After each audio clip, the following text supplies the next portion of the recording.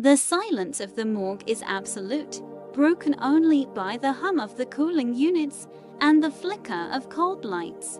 At 2 in the morning, the world belongs to the dead, and those who tend to them with steady hands. Time feels heavy here, suspended in the chill of the steel and the faint, lingering scent of antiseptic. But tonight, the stillness is broken by 3 slow, deliberate knocks echoing through the sterile room. No one comes to the morgue at this hour. My mind raced as I approached the heavy steel door. Standing there was a woman who didn't belong to the night, but seemed to possess every shadow within it. Her eyes were a haunting shade of amber orange, glowing with an intensity that defied the flickering hall light. I stood firm, my professional composure masking a growing, magnetic pull toward this mysterious stranger. Hello, my name is Claire. I know this may sound strange, but would you happen to have any spare blood? A shiver ran down my spine. It wasn't fear, but a sudden, overwhelming fascination with the impossible. In that heavy silence, the boundary between the living and the unknown simply vanished. You're either very lost, Anna said, her voice echoing in the sterile hallway, or you are very aware of exactly where you are. I assure you, I know exactly where I am, Claire replied with a soft, melodic British accent. Most people avoid this place at midnight, but then, you don't look like most people. A morgue is a place of secrets. I find the quiet quite refreshing. Anna walked toward the refrigeration unit, her footsteps clicking on the cold tile floor. This is what you're looking for, isn't it? Something to satisfy that hunger? It is a necessity, Claire whispered, her gaze fixed on the crimson liquid. You're not afraid of me, Anna. That might be a problem for both of us. Fear is for the living. I've spent too much time with the dead to be afraid of the truth. Then let us see how deep your curiosity really goes. It's not the usual procedure for this room, but I suppose neither of us is here for the usual reasons tonight. The silence in here, it's deafening until the hunger stops. Then and only then, can I finally hear myself think again. I've spent my career studying the end of life, seeing it snap back into focus like this. It's fascinating. The fire in my veins is cooling. The monster is retreating, leaving behind only the ghost of who I used to be. The crisis is over. Now we're just 2 women in a room full of secrets. Is that better or worse? I came here because I was afraid, Anna. Afraid of what I might have done out there if I hadn't found you. Fear is a heavy burden for an immortal to carry. It makes you remarkably human in this light. But you didn't. You chose this. You chose to trust me with your hunger and your fear. The morgue usually feels so empty. Tonight, it feels like the only place in the city where I can breathe. You're not leaving, are you? Not yet. Sometimes the most dangerous things are the ones we want to keep close. The shadows can wait. I should want you to leave, but I don't. But you don't. What are you? I'm a vampire. The stories and legends. I've heard them all, but seeing you here is different. And yet here I am. You should be afraid. How can you be so sure I won't hurt you? Because I can see it. In your eyes.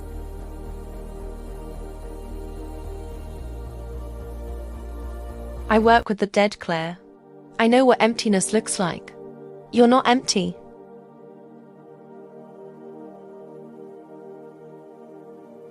The air in this room always feels heavier at midnight.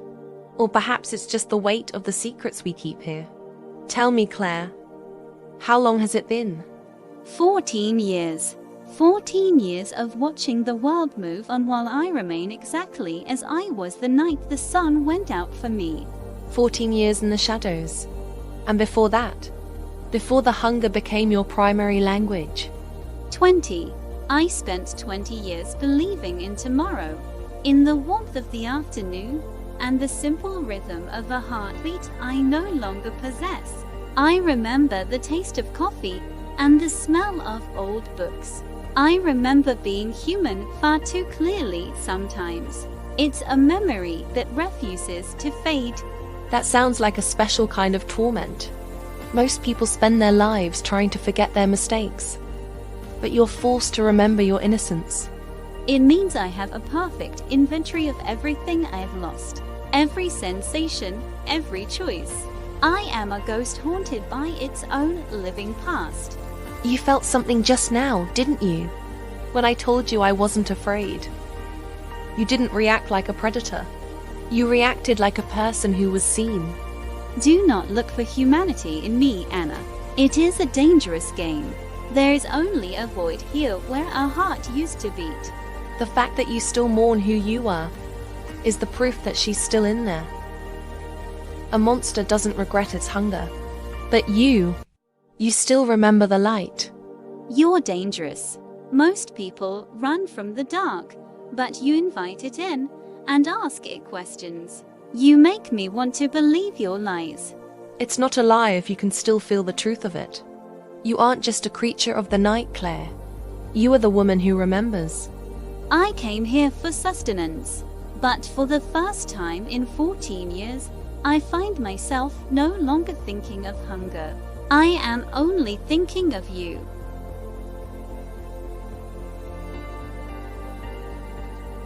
Science says that life is defined by its choices, not its biology. You came here tonight, not to hunt, but for the blood we would have otherwise thrown away. That choice, it speaks louder than any instinct. It proves that you're fighting for a shred of humanity, even if you think it's long gone. You didn't break in. You didn't take what wasn't offered. You're trying to navigate this existence without becoming the very thing you despise. That isn't the behavior of a monster, Claire. That's the behavior of someone who still has something to lose. But I have to ask, not as a doctor, but as someone who is trying to understand the weight you carry. Have you ever taken a life? Have you ever crossed that line where there is no coming back? You truly aren't afraid of me, are you? You look at me and you see a person, not a predator. It's disorienting. For the first time in centuries, I feel like someone is looking at me, not through me or at the shadow I cast. You see the burden, not just the beast. Fear is for those who don't understand. I understand you, Claire. I see a woman who was forced into a world of shadows and yet still seeks the light. Even if it's just the flicker of a fluorescent bulb in a room full of the dead. There is no space for fear when there is room for empathy. So, I ask you softly, should I be afraid? Is there a part of you that is waiting to break through this fragile peace? The hunger. It's always there. But tonight it's quiet. My thoughts have shifted. I didn't come here for the blood, not really. I think I came here to see if there was anyone left in this world who could look at me without screaming. And I found you. You're the only thing that feels alive in this room. Then stay a while. The world outside is loud and blind, but in here we see things for what they truly are. Let's see what else you can choose to be. You know, Claire, being a pathologist makes me a natural skeptic. I deal with the cold, hard facts of biology every single day. I need to know what's true and what's just cinematic nonsense. For my own professional curiosity, of course.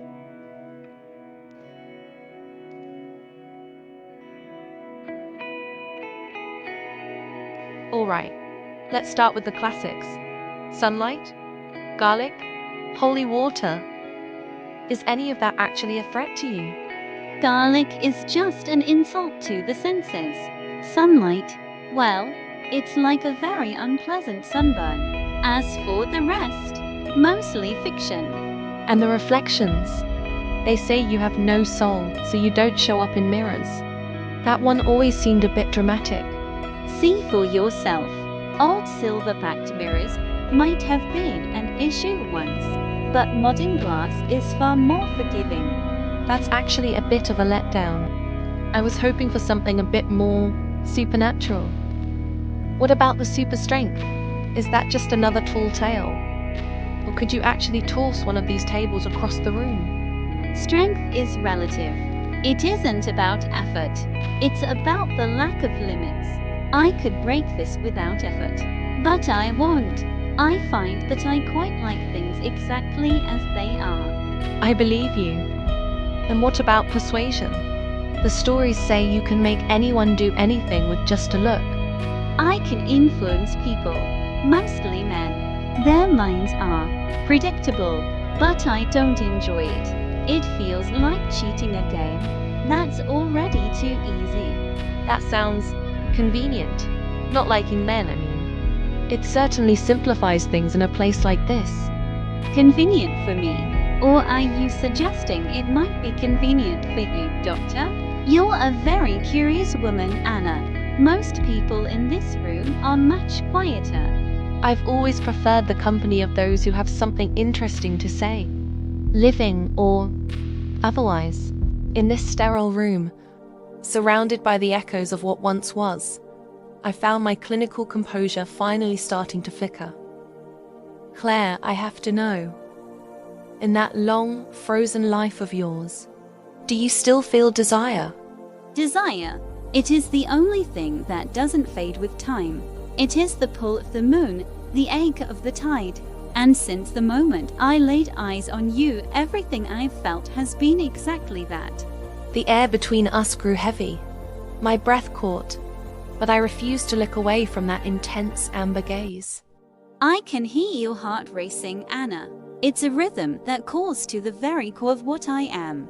The world outside these walls ceased to exist. There was only the silence, fragile and charged.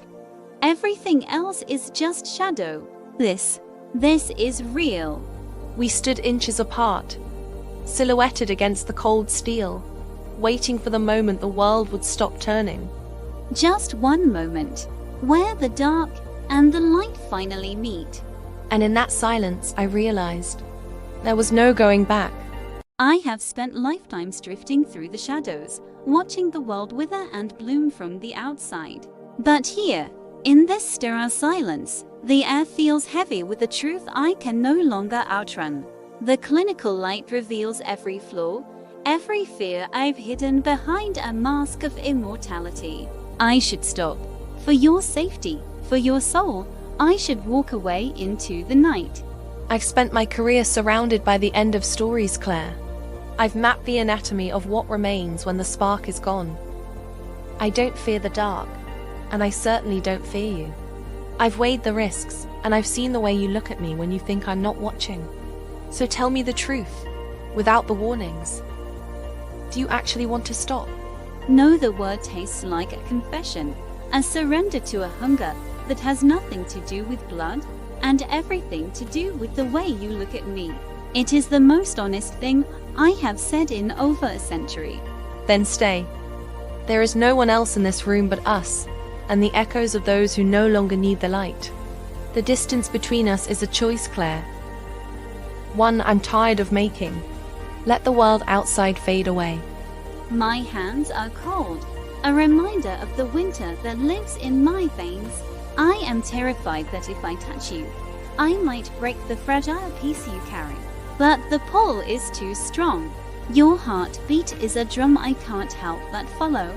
I'm not made of glass. I've seen what breaks a person. And this isn't it. Your touch isn't a threat. It's an answer. I trust you more than I trust the steady pulse of my own heart. Don't pull away now.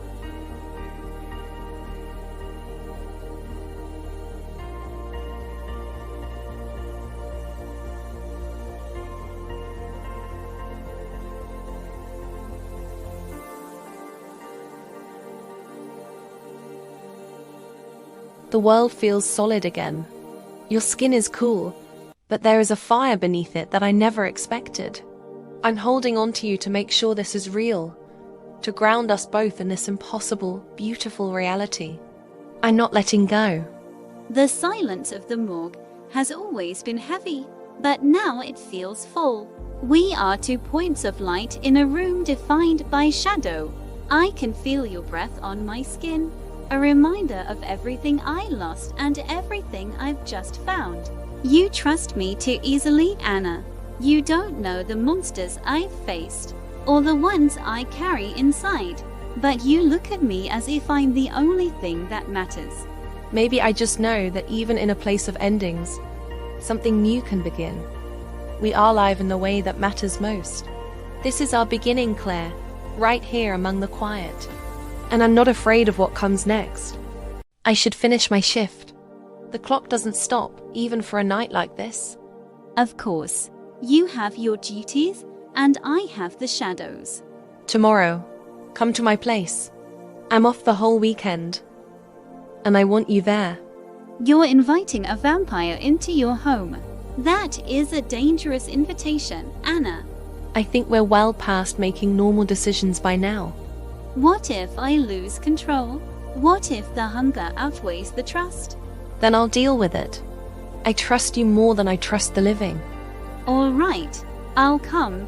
Here is where you'll find me. Don't lose it. Tomorrow night, I'll be there. Stay the whole weekend. Let's see what this really is. Hey, if you are enjoying this story, follow us and come back next week for more.